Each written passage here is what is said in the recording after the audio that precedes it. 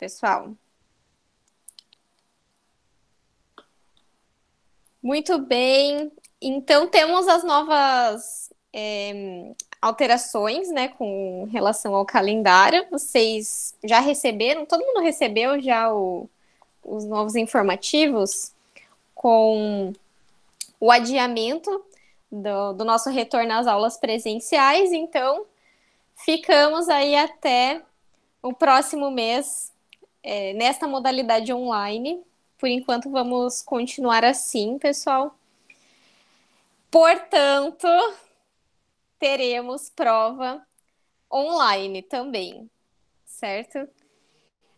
Nossas datas vão se manter as mesmas, então o que eu tenho para vocês? Entrega da resenha dia 4. Opa. Entrega da resenha dia 4. Ô, prof, Sim, tem algum site que a senhora recomenda para a gente traduzir aquele artigo? vocês podem traduzir no próprio Google Tradutor mesmo. Ah, tá. Tá bom? Obrigada. Uma outra forma de traduzir, não tendo o arquivo do PDF, é você procurar o link que tenha disponível, que tenha disponível o artigo ali online e jogar o link no Google Tradutor. Daí ele consegue traduzir a página inteira. Se abrir no PDF, daí não tem como fazer isso, tá? Se tiverem muitas dificuldades, me avisem, a gente tenta dar um jeito aí de ficar melhor para vocês, tá? Então vamos lá. Entrega da resenha, algumas pessoas já me mandaram. Podem ir mandando, não tem problema. A avaliação vai continuar no dia 11, na segunda-feira do dia 11 de maio. E vai ser pelo Unimestre, tá bom? Vai ser uma prova online. São 25 questões objetivas, de 5 alternativas, apenas uma correta. Enfim, vocês já conhecem o modelo de prova. E 2 questões discursivas para vocês escreverem sobre algo que esteja sendo solicitado para vocês. Porém, neste semestre, vocês não vão ter aquelas questões de conhecimento geral. Vocês lembram que tinham 5 questões que eram enviadas pelo núcleo. Eu não sei exatamente o nome do núcleo do pessoal ali da faculdade, mas é o núcleo de ensino, de apoio ao ensino, acho que é esse o nome do núcleo. E 2 discursivas do professor, exatamente. Uhum. Na verdade, eles solicitaram para a gente fazer as questões discursivas de conhecimento geral, tá? Então, são 25 questões objetivas, todas sobre os temas das nossas aulas. E as 2 discursivas, eles solicitaram para que os professores fizessem de conhecimentos gerais, tá? Nenhum ponto garantido. Não, galera, fiquem tranquilos. Vai ser feito pelo Unimestre, ali pelo ambiente sala de aula mesmo. E aí, a nossa distribuição de nota ficou o seguinte, que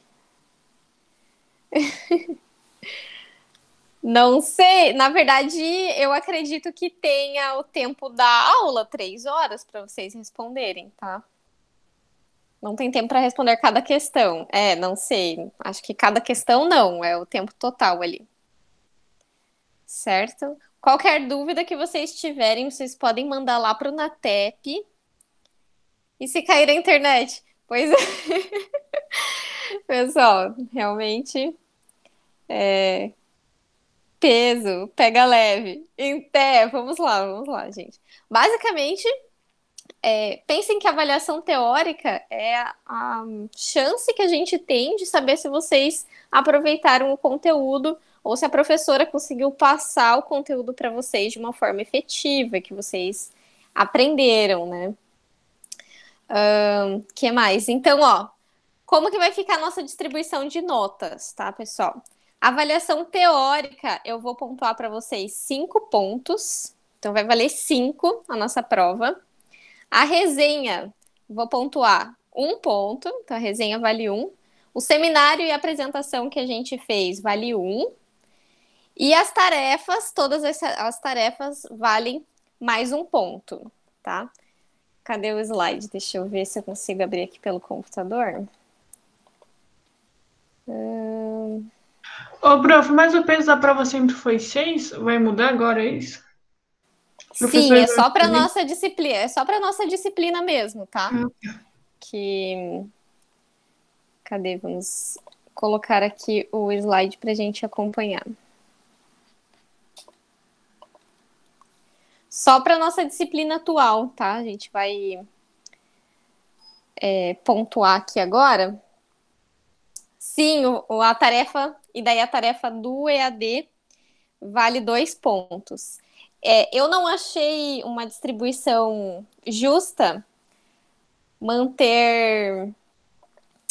Eu não achei uma distribuição justa diminuir o peso das tarefas, porque a prova vale 6, né? Eu acredito que vocês aprendem mais e, portanto, tem que ter um peso mais considerável na nota. As tarefas que a gente realizou ao longo das nossas aulas e o seminário, que são coisas que vocês realizam durante esse primeiro bimestre.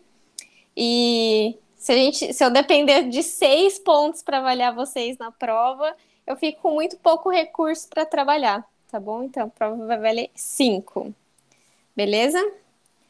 E realmente a atividade lá da tutora vale 2, tá? Então, realmente, essa é a distribuição de notas.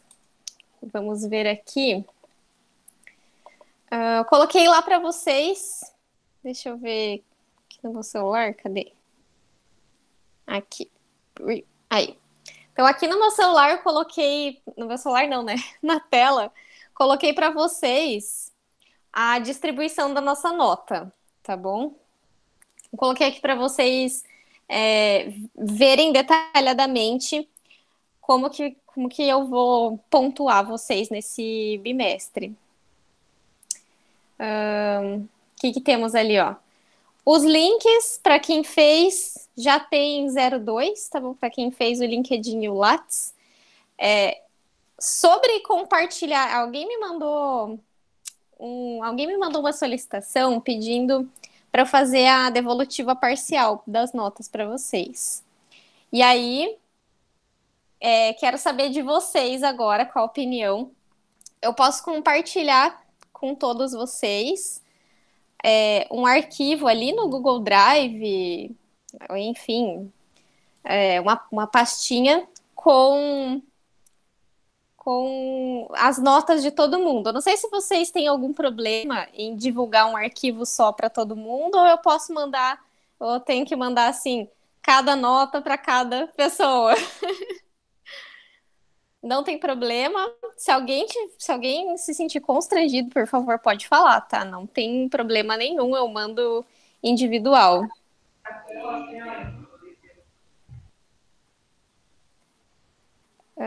Da Ágata, eu posso ter visto, mas agora eu não me lembro, Ágata. O Lattes que deu problema, é verdade? Uhum. Choramos juntos. Boa, Nelson. Beleza, então posso compartilhar, gente, um PDF de vocês com as notas parciais. Eu deixo disponível lá para vocês verificarem. Quem verificar lá que tá faltando atividades e quiser me mandar, me enviem antes do dia 11, depois do dia 11 eu só vou corrigir prova, tá? Então, se forem me mandar alguma coisa, me mandem antes do dia 11. Sim. Professor, eu te mandei um e-mail hoje, porque eu Sim. não estava no sistema até um tempo atrás. Aí eu tive aí os trabalhos por e-mail, não sei se você lembra, e também agora eu comecei a postar uns trabalhos lá no sistema. Aí eu não sei, Ah, tá, ok. eu acabei me perdendo. Aí eu tive um e-mail, não sei se você tem como ver quais trabalhos que faltam para mim ou não, porque eu acabei me perdendo aqui, para ser bem sincero. Tranquilo. Lá na planilha que eu vou disponibilizar para vocês, vocês podem consultar cada um quais atividades Ah, que legal. eu recebi, quais atividades que estão pontuando lá para vocês. Tá. Vai ser de todo mundo, não tem problema, né, gente? Se, Não, se não. tiver, Valeu. eu... a gente tenta ver uma outra solução. Certo? Alguma dúvida com relação à distribuição da composição das notas aqui, pessoal? Tranquilo para vocês? Tamo perdidão. Beleza, beleza. Então é isso, ó. Quem mandou os dois links já tem 2 pontos ali. Conceito de saúde e doença, ó. Tinha alguns que estavam meio precários, gente. Então, com relação à referência, enfim, essas coisas, né? Pessoal que. A atividade de mapa de risco foi sensacional. Todos foram muito bem. Eu adorei todos os mapinhas de vocês, pessoal. Da apresentação, eu só tive dificuldade de saber quem eram cada uma das pessoas, tá? Mas cada um foi avaliado ali até eu identificar quem eram vocês dentro dos trabalhos. E aí a resenha também vou corrigir ali na semana do dia 4, quando vocês me entregarem. Que mais? E depois do dia 11, eu não consigo corrigir qualquer outra coisa. Só vou conseguir corrigir a prova. Então, se vocês estiverem com alguma atividade que não está pontuando lá na nossa planilha, vocês me mandem esse mês ainda, antes do dia 11, tá bom? Vamos lá. Planilha. Beleza, pessoal. Então, eu vou passar mais tranquilinho, assim, a nossa primeira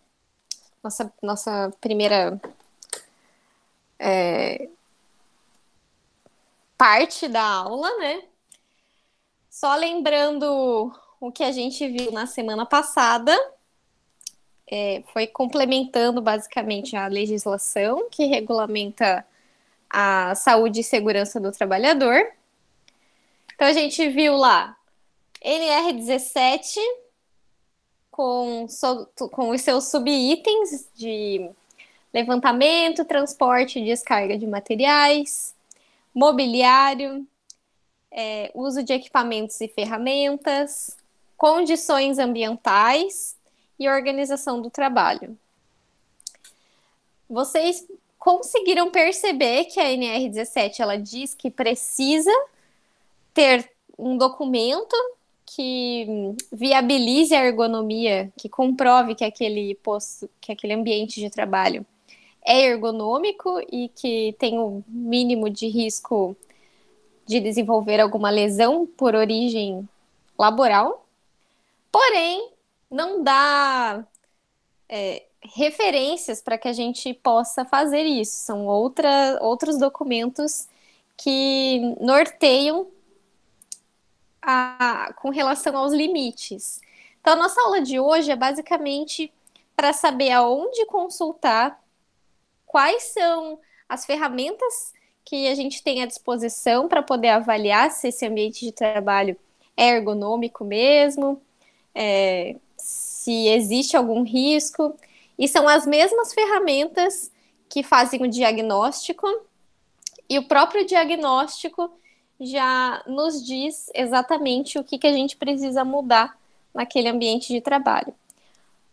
Por exemplo, você identificou que uma atividade laboral é realizada com o indivíduo com uma flexão lá anterior da coluna, que é bem comum, sem orientação postural. Então, a ferramenta vai dizer isso, que a orientação postural não está adequada. Logo, a intervenção é o quê? orientar a postura adequada. Então, basicamente é bem simples, sem muito segredo, e principalmente é saber utilizar, é conhecer as ferramentas e utilizar. A gente já conheceu algumas ferramentas, que foi o OWASP. O OWASP é uma ferramenta muito bacana de ser utilizado e é validada. A gente viu o diagrama de Corlett, então aquele diagrama de localização das dores, e esse diagrama ele pode ser utilizado em outras áreas dentro da fisioterapia. Basta você adaptar ele para outros setores, por exemplo, numa avaliação ou numa triagem fisioterapêutica, lá numa avaliação inicial de qualquer desordem, né? Qualquer queixa principal do seu indivíduo. Que mais que a gente viu? Sinalização de segurança, bem tranquilo, e segurança em serviços de prestação de serviços com relação à saúde. Então, ambulatórios, clínicas, ambientes de promoção de saúde, isso inclui estúdios, inclui academias, espaços de dança, entre outros serviços que incluem tanto a assistência, tratamento e promoção de saúde, tá? E hoje vamos entender então o que compõe essa análise ergonômica. Então, pensando lá nos conceitos da ergonomia, a ergonomia basicamente ela busca conforto para a execução da atividade laboral, produtividade, então oferecer todas as condições possíveis para que este trabalhador produza o máximo possível dentro de um limite de segurança, e, por fim, a segurança, mas sempre visando o máximo de produção desse indivíduo de uma forma segura, sem expor ele a risco. Por isso que a gente viu que em determinadas situações de trabalho não se pode comissionar ou não se pode oferecer para esse colaborador avaliações que vão ser utilizadas para remuneração, porque muitas vezes ele pode exceder os limites de segurança e de manutenção da saúde em prol de um ganho financeiro, tá? Então, a legislação já resguarda isso, que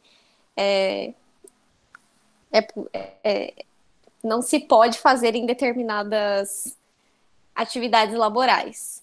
Mas, basicamente, é a união de conforto, produtividade e segurança no trabalho.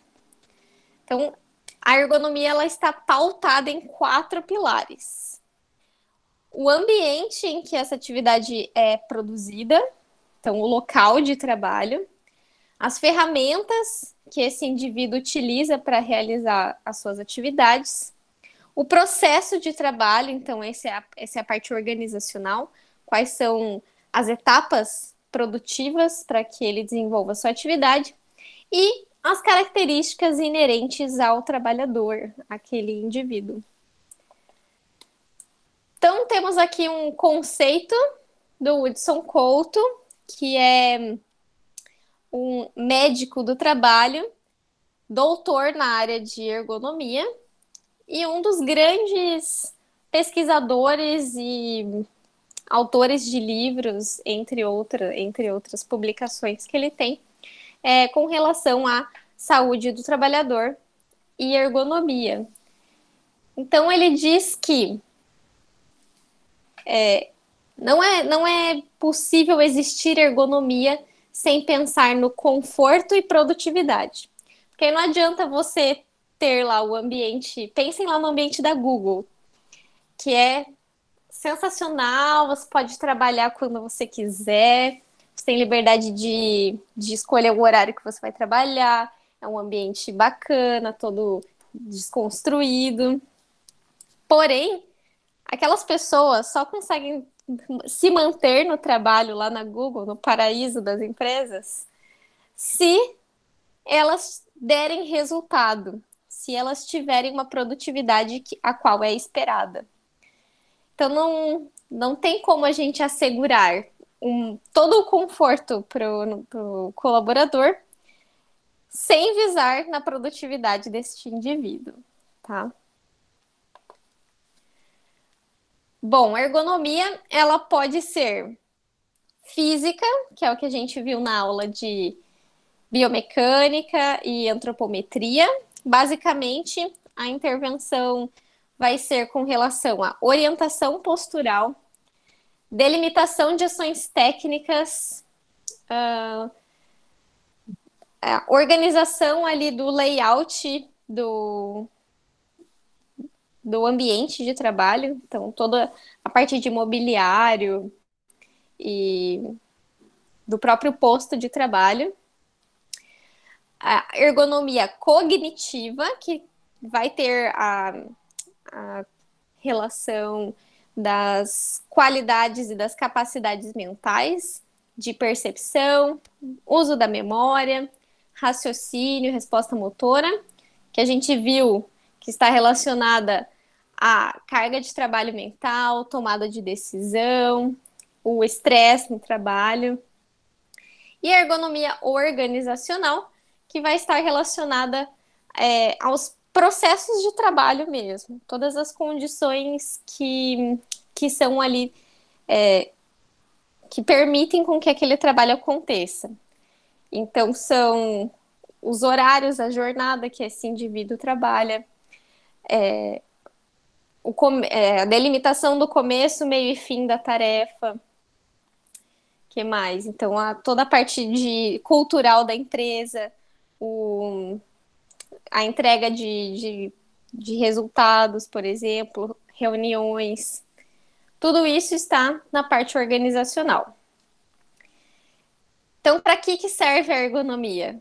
Serve para identificar que existe um problema e dar a solução. Então, como a gente pode ver aqui, este colaborador tinha a função de inspecionar a pintura na lateral da chapa de metal, que são placas das portas de geladeira. Então, ele tinha que verificar o contorno da placa se tinha sido pintada. E aí, quando você analisa a posição em que ele está trabalhando, com a extensão excessiva ali da cervical, e as portas iam passando suspensas, a gente identifica um possível mecanismo de lesão aí, né, da parte superior, de extremidade superior, cervical e ombro. Então, neste caso, encontraram uma solução aqui, que é colocar o colaborador deitado de uma forma mais confortável, né? Melhorou a produtividade? A gente não sabe dizer, né? Mas, ao que me parece, só visualizando esses dois itens, a gente não tem um aumento muito significativo da produtividade desse indivíduo, né? Na inspeção de portas. Por outro lado, o conforto dele aumentou, muito melhor, né? Deitado ali na maca de dentista ou de tirar sangue. Enfim, o que seria mais adequado para corrigir essa situação? Uma das sugestões, neste caso, seria com que alterasse o layout da esteira, né, de por onde passavam essas portas. Então, se elas passassem deitadas e o indivíduo olhasse para baixo, ficaria numa posição ergonômica melhor. Porém, para isso acontecer, teria que mudar toda a estrutura de corrediças que levavam as portas para o outro caminho. Então, o que a gente tem são etapas dentro de um cronograma para que as sugestões possam ser feitas, tá bom? Então aqui foi a intervenção que eles fizeram, a intervenção imediata. Posteriormente, foi reformulada essa linha de produção aqui. Então, basicamente, o que a gente já sabe, que a ergonomia é o estudo da relação entre o homem e a sua atividade de trabalho, o equipamento e o ambiente, e, enfim, a relação entre esses indivíduos. Basicamente, serve para quê? Para atender a legislação, e a legislação existe para garantir a saúde e segurança do colaborador. Logo, a ergonomia existe para garantir a saúde e segurança do trabalhador do ponto de vista do risco ergonômico. Também para acompanhar os processos de produção e suas dificuldades com relação à fadiga, dor e dificuldades.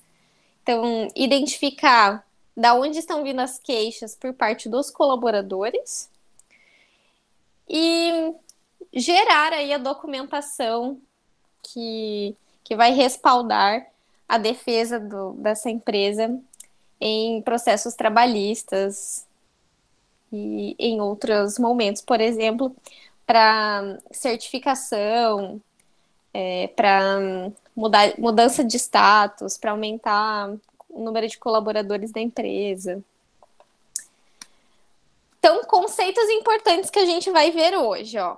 Então, a partir daqui vem a parte realmente importante da nossa aula. Aliás, deixa eu pôr meu celular no carregador antes que a gente fique sem...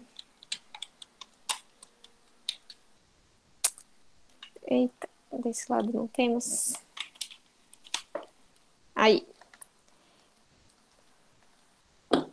Então, vamos lá. Conceitos importantes. A demanda. A demanda é qual é o motivo que está sendo solicitado uma análise ergonômica? Basicamente, para nos dizer o que está acontecendo. Essa demanda ela pode ter uma origem do próprio proprietário da empresa, quando ele percebe que existe um número grande de afastamentos desses colaboradores daquela atividade, daquele setor, ou quando existe um número grande de queixas, de desconforto, enfim, por conta dos seus trabalhadores. Ou pode vir de aspectos legais, como a gente viu ali, pode ter uma ação trabalhista, pode ter alguma questão com o Ministério do Trabalho, com o INSS. Então, a gente tem várias origens de demanda, mas basicamente a análise ela precisa encontrar o problema. Tarefa. Quando a gente fala sobre tarefa, é exatamente o que diz lá na descrição das atividades inerentes ao cargo. Ou seja, é o trabalho prescrito. Por exemplo, a profissão de atendente. O nome da profissão, do cargo daquela pessoa é atendente. Qual é a tarefa dessa pessoa? Atender o público. E a atividade é como essa pessoa realiza essa tarefa. Então, por exemplo, a atendente que atende o público, de que forma ela atende o público? Ela atende o público na entrada da loja,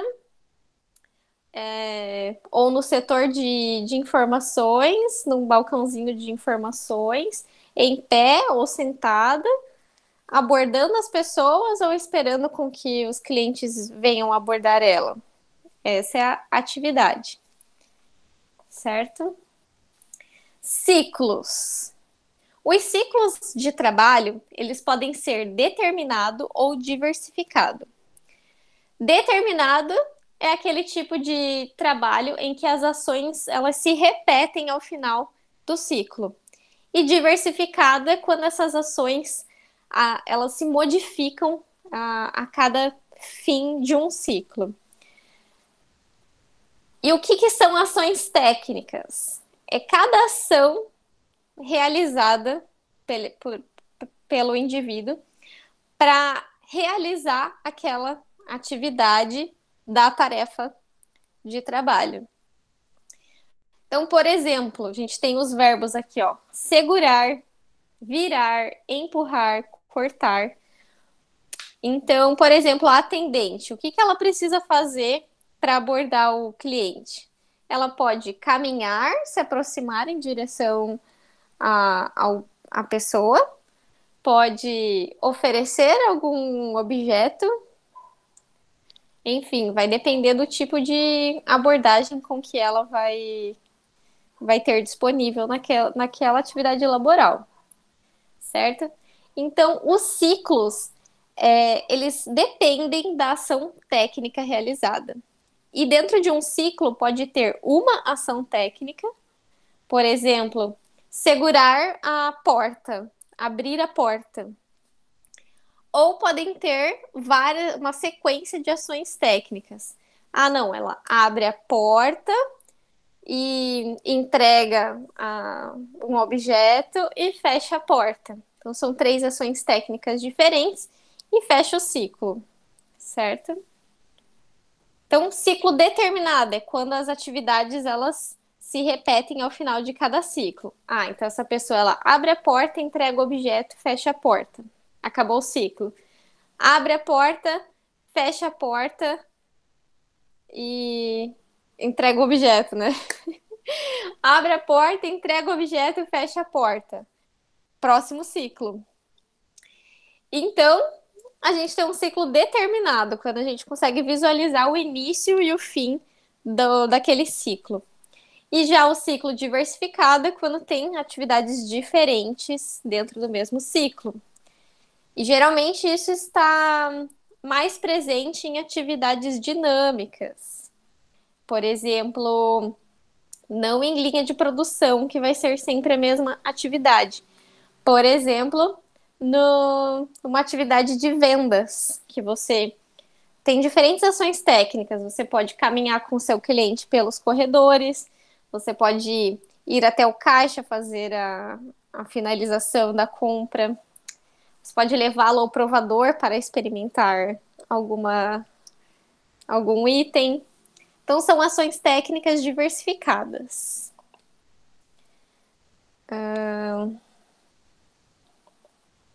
Travou aqui no computador, né?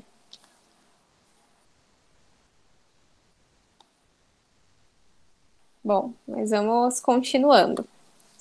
Aqui pelo vídeo tá funcionando, né? No vídeo aqui. Bom, então temos, ainda dentro das determinações de ciclo, temos o tempo, a duração desse ciclo. Essa é uma medida quantitativa, ou seja, uma medida numérica, e é utilizada para determinar qual é o período em que são realizadas as ações técnicas daquele ciclo de trabalho. E neste ciclo, o ciclo ele inclui tanto a execução das tarefas quanto a micropausa. E o que seria a micropausa? É quando o indivíduo deixa de fazer ações técnicas, mas ainda faz parte daquele ciclo de atividades. Então, vamos pegar, por exemplo, uma linha de produção de fechar caixas, por exemplo, de embalagem. A gente está lá na linha de produção de embalagem. A ação técnica deste colaborador é pegar a caixa. Então, pegar a primeira ação técnica, colocar os itens dentro da caixa, então encher a caixa de produtos, fechar a caixa e colocar na esteira. Então, é uma sequência de ações técnicas. Porém, dentro desta atividade, dentro dessa sequência de ações técnicas, deste ciclo, essa pessoa, ela pega a caixa e coloca em cima da superfície. E até chegar a todos os produtos que ela tem que colocar dentro da caixa, ela fica aí esperando. Esse tempo de espera é a micropausa. Então, isso está incluso dentro do período de segundos ou de minutos dentro do ciclo. Porém, essa micropausa ela vai ser contabilizada numa outra abordagem que se chama taxa de ocupação real. A taxa de ocupação real, ela vai contar quantos minutos ou quantos segundos aquele indivíduo faz as tarefas realmente e desconta esse período de micropausa, que é o período de descanso, por exemplo, enquanto ela espera chegar todas as embalagens que ela precisa guardar dentro da caixa, por exemplo. Certo? Entenderam isso, pessoal? Então, a diferença lá entre pausa e micropausa. A pausa são os intervalos prescritos, os intervalos oficiais da jornada de trabalho, como, por exemplo, pausa para tomar um café, pausa fisiológica para ir no banheiro. O que mais que temos? Pausa compensatória, ginástica laboral. O horário de almoço é uma pausa oficial também. Horário de reuniões, certo? E já a micropausa são esses períodos em que o trabalhador ele não está realizando atividades técnicas, mas ele já está lá no posto de trabalho realizando as suas atividades para concluir a tarefa.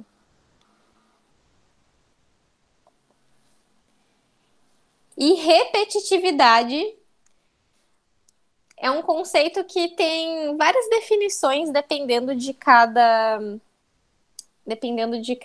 profissional, dependendo de cada autor. Não voltou, né, a internet aqui, pessoal?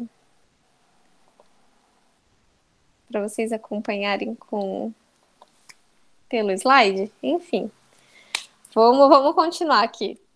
Então, repetitividade é aceito como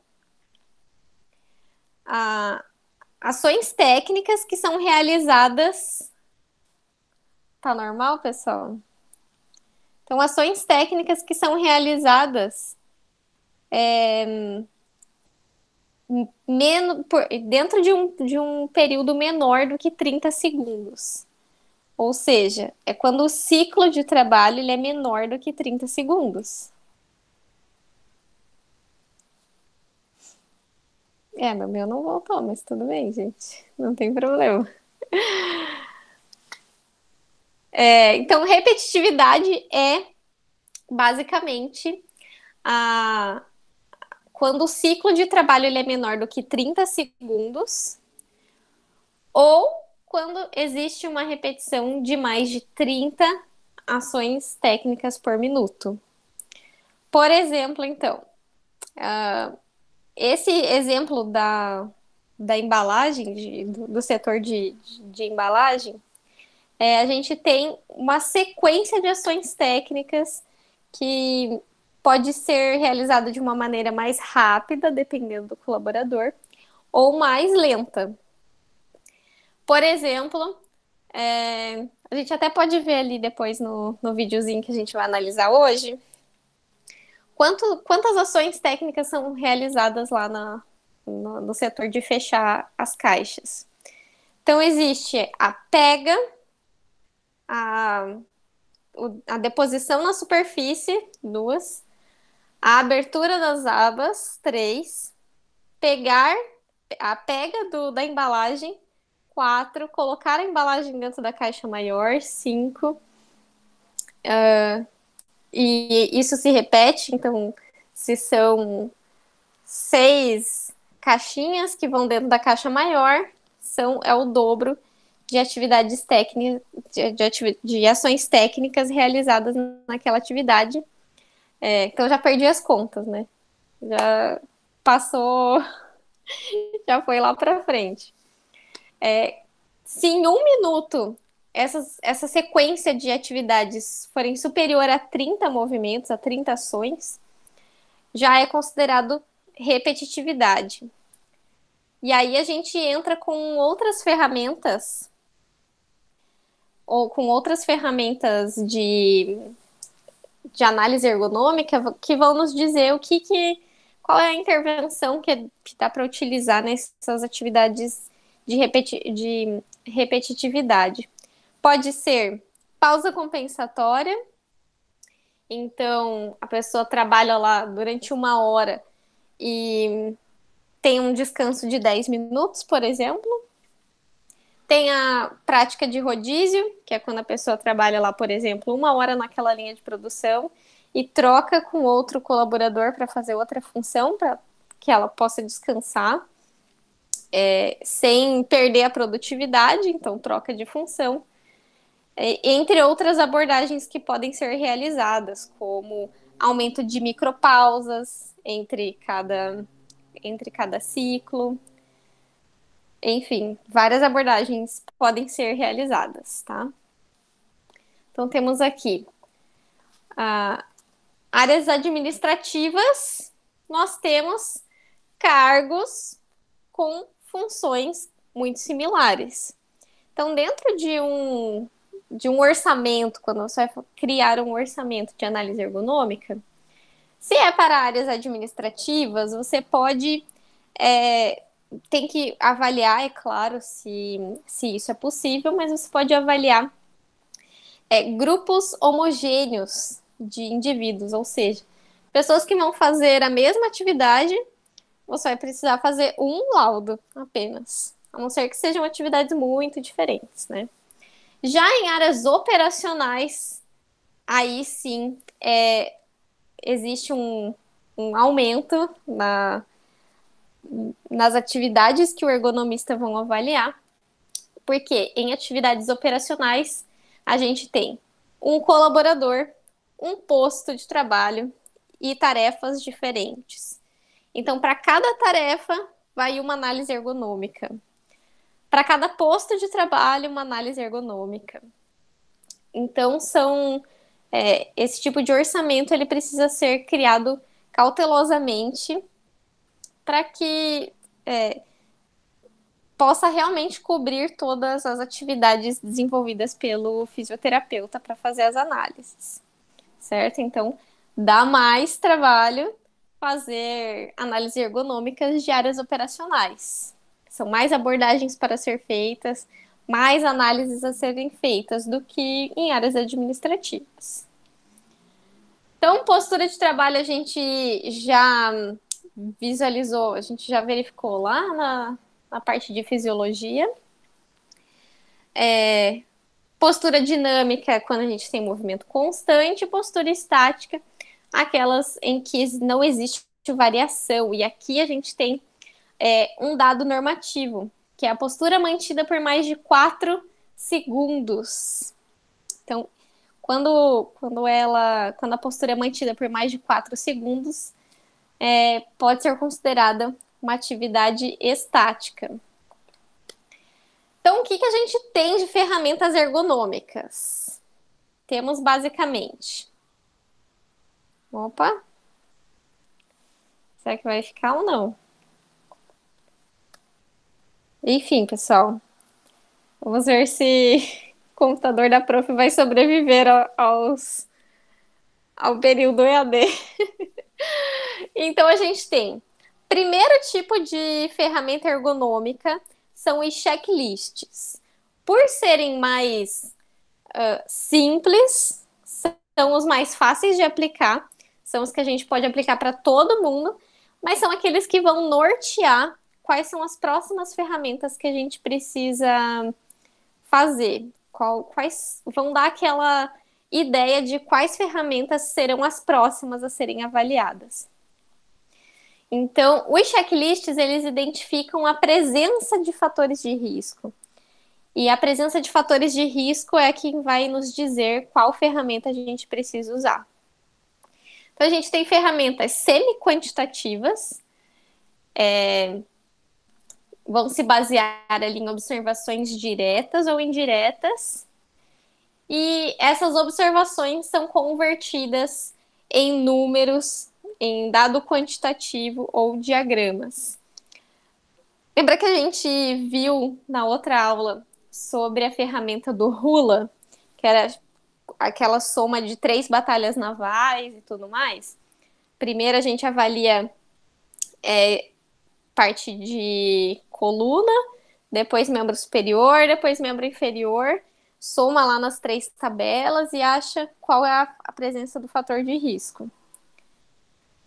Tem outras ferramentas também, como Sue Rogers e Reba, que a gente pode verificar também mais rapidamente, mais para frente. Critérios quantitativos são aqueles que propõem realmente números, né? Então, números para levantamento de carga, como o NIOSH ou o Murigarg, que a gente vai ver hoje. Então, são aquelas ferramentas que vão avaliar e já nos dar a numeração. Então, não é com base em observações indiretas, por exemplo. E aqui a gente entra o OCRA, que é uma das atividades, que é uma das análises mais complexas. Tem uma formação só deste método, do OCRA, que vocês podem procurar aí mais para frente também. Temos modelos numéricos, como o índice Thornton.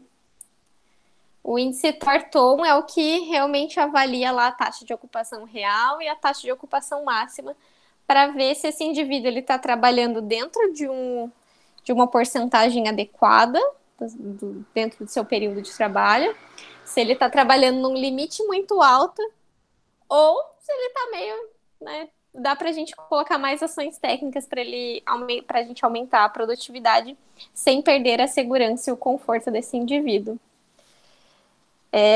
O Thornton, ele foi desenvolvido lá pelo Hudson Couto, e existe um software dele que é sensacional, porém é pago.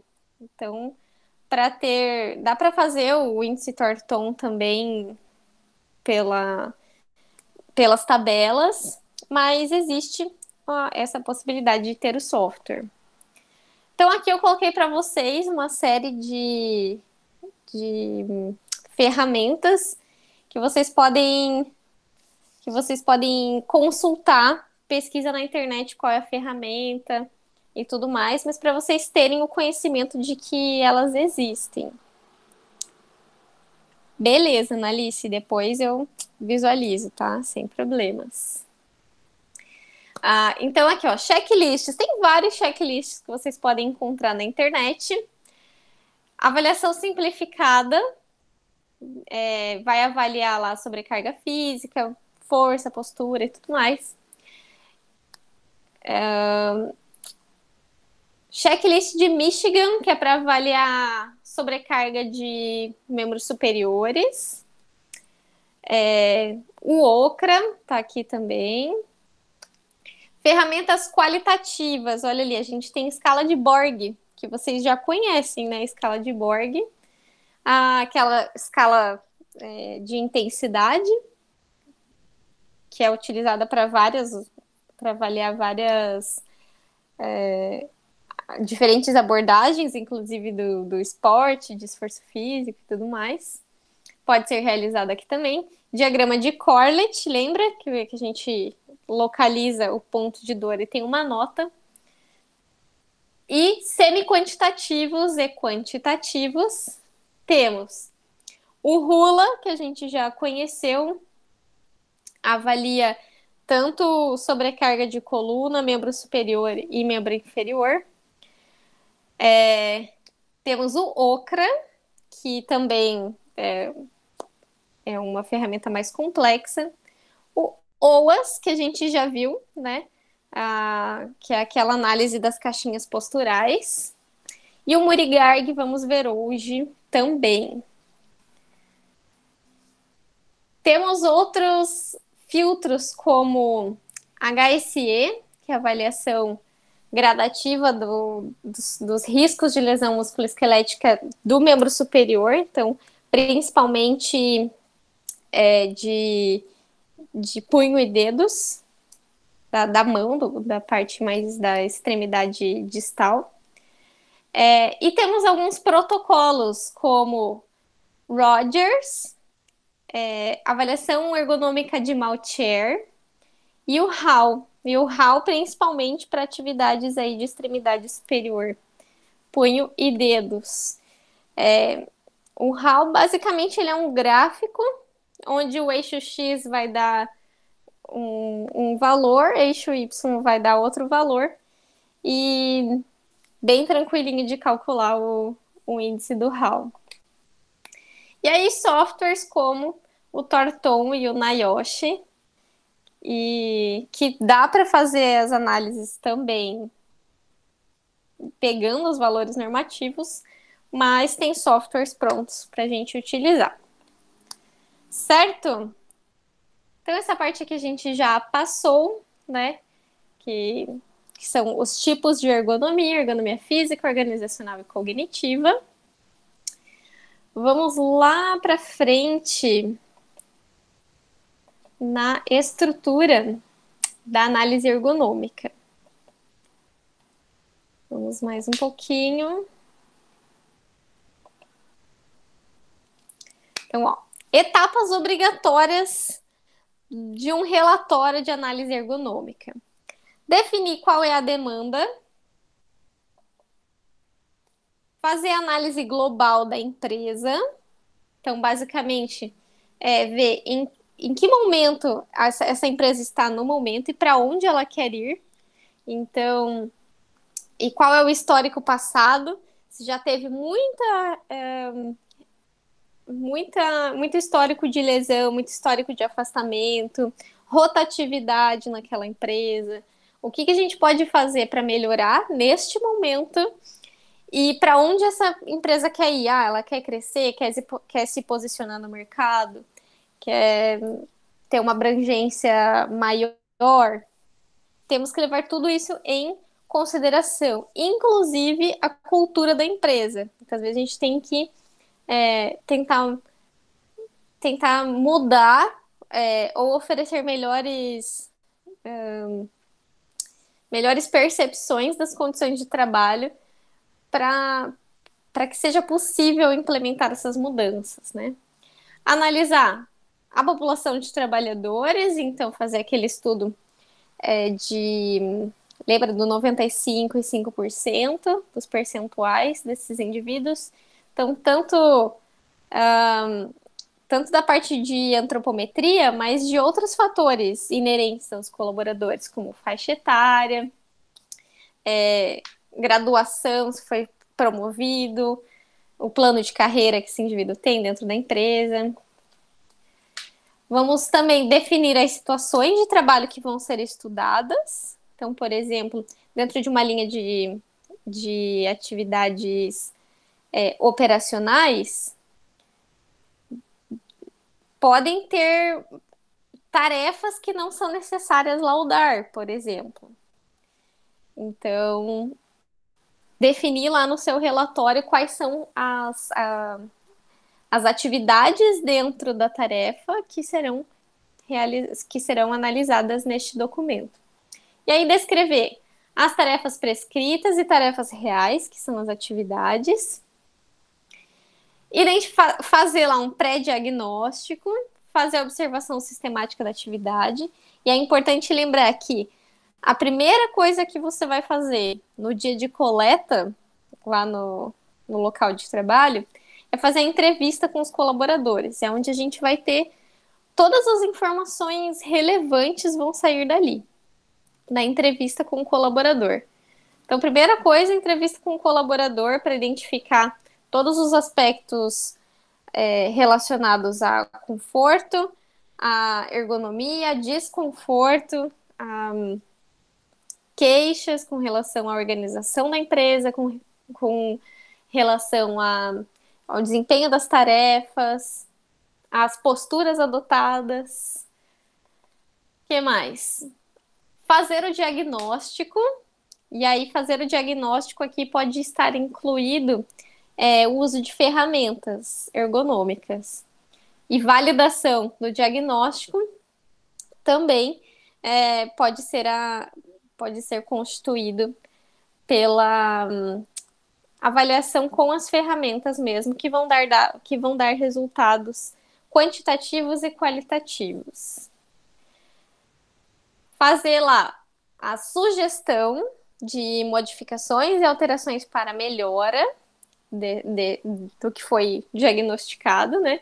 Então, lembre que, muitas vezes, na própria ferramenta de avaliação, de análise ergonômica, já tem qual seria o caminho a ser seguido para melhorar.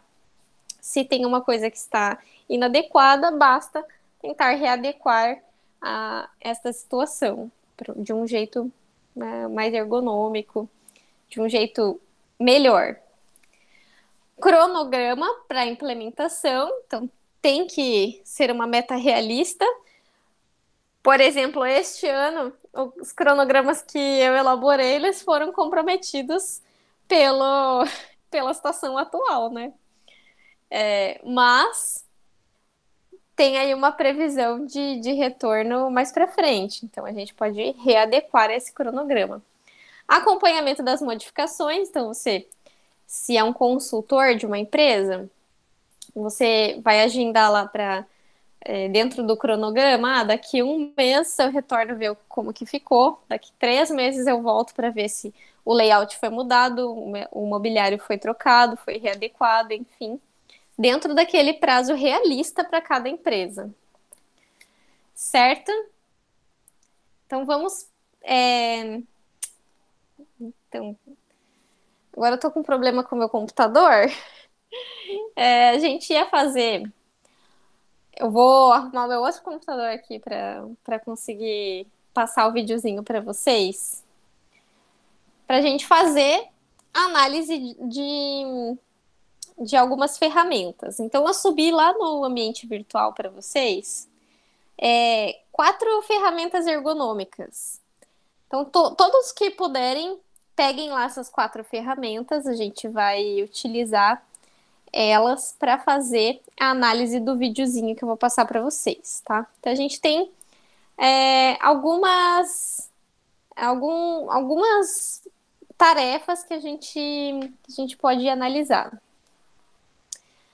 O colaborador, então, a análise ergonômica, segundo a NR17, quem é de obrigatoriedade da empresa. Então, o dono da empresa é que tem que querer fazer para seguir as normas.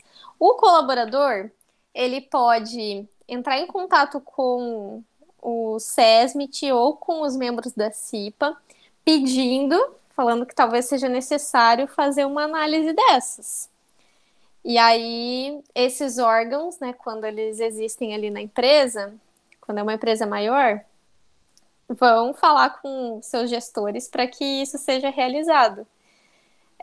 Segundo a legislação trabalhista, é necessário ter uma avaliação anual da empresa, né? Então, de todos os aspectos, tanto do PPRA, quanto dos documentos lá da CIPA, e inclusive da análise ergonômica, Aline.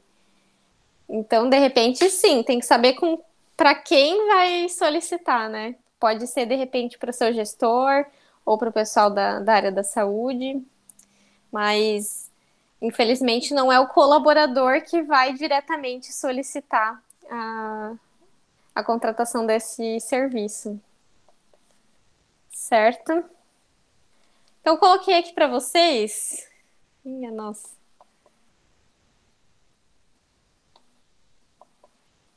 Esse computador aqui eu acho que realmente não sobreviveu ao coronavírus. Enfim, eu coloquei aqui para vocês, pessoal, o sumário de um laudo qualquer aqui que eu fiz em algum momento, para vocês verem basicamente qual que é a estrutura do arquivo. Então, exatamente um arquivo acadêmico, como vocês conhecem, um arquivo do Word. Você faz lá margens de acordo com a BNT, letra Arial ou Times New Roman, que mais? Espaçamento 1,5, exatamente como vocês já conhecem, tá? Exatamente como vocês conhecem. E, por outro lado, o que vai ter nesse documento depende de cada depende de cada avaliador. Então não tem uma receita de bolo e talvez por isso que seja difícil entrar neste ramo da ergonomia ou da saúde do trabalhador. Porque não existe um modelo a ser seguido. Você tem que criar o seu de acordo com a sua demanda, de acordo com as empresas que você avalia. Então aqui eu coloquei para vocês, basicamente, ó, começa lá com uma introdução, é igual um trabalho acadêmico. Começa lá com uma introdução, apresenta o que você conhece, o que existe na literatura com relação à ergonomia, apresenta as informações da NR17 e de outras legislações, faz lá a apresentação da empresa, o estado atual da empresa, e aí vai lá para a parte de análise do posto de trabalho. E é ali que em cada subitem daquela análise vai ter cada cargo, cada função, cada atividade que esses indivíduos realizam dentro das suas para a realização da sua tarefa prescrita. Por fim, aí faz toda a análise com as ferramentas e tudo mais, coleta de dados, faz a entrevista com o colaborador, finaliza com a identificação do diagnóstico que foi levantado, sugestão e cronograma de implementação das sugestões de melhoria ergonômica. Então, basicamente, está aqui. Meu Deus, está piscando tudo aqui. Enfim, coloquei aqui um smart chart aqui para vocês de uma possível sequência estrutural do relatório. Começa lá com uma capa que vocês podem utilizar do modelo que vocês quiserem. Geralmente as empresas de medicina do trabalho, elas já têm um modelo que elas querem seguir para entregar seus documentos. Faz lá a apresentação, coloca o sumário com toda a numeração de páginas, introdução, objetivos, ou seja, o que você quer descobrir, qual problema você quer levantar, responsabilidade técnica, então vai ter a responsabilidade do fisioterapeuta ergonomista, vai ter a responsabilidade dos dados que você vai coletar do PPRA, então tem que ter a identificação do engenheiro ou do técnico de segurança do trabalho que fizeram a elaboração do PPRA, a apresentação da empresa, que você pode consultar pelo CNPJ da empresa, pode fazer na própria entrevista com os gestores. Materiais e métodos, aqui vai ter a descrição das ferramentas que você vai utilizar. Entrevista com o colaborador, existem entrevistas que são padronizadas. Por exemplo, tem o próprio Hudson Couto disponibiliza uma entrevista estruturada já no site dele, que se chama ergoltda.com.br, eu acho. Então, já tem lá, tem o NASA, tem questionários prontos, porém, o seu colaborador ele é a melhor fonte de consulta para você saber qual é o problema que está acontecendo ali naquele setor. Tem materiais e métodos, vai ter lá, fazer entrevista livre com o colaborador, vou aplicar um questionário NASA, e aí vou aplicar um checklist de avaliação simplificada, depois vou aplicar o OAS para avaliação da postura, então tudo bem descritinho lá. Vou avaliar o que mais que a gente já viu. o diagrama de Corlett e, enfim, todas as ferramentas que for utilizar vai estar ali em materiais e métodos. Análise dos postos de trabalho, então, para cada para cada função para cada atividade, dentro de cada tarefa, dentro de cada posto de trabalho, vai ter uma análise com a entrevista, com coleta de imagens, coleta de vídeo, determinar o ciclo, determinar microciclo, determinar a jornada completa de trabalho, pausa, micropausa, taxa de ocupação, tudo que vocês acharem que é relevante. Termina lá com as observações, então, o que foi diagnosticado, quais as sugestões. Enfim, fez as sugestões, finaliza com o cronograma e a possível implementação. Certo? Então, intervalinho para eu tentar fazer funcionar aqui o computador com os vídeos. Se não der para fazer aqui, pessoal, porque eu tô com problemas de hardware, problemas com o computador aqui que tá com vírus, não sei exatamente. Pra gente pegar os videozinhos dos trabalhadores e fazer a análise, tá bom? Então aguentem aí alguns minutinhos que em breve retornamos.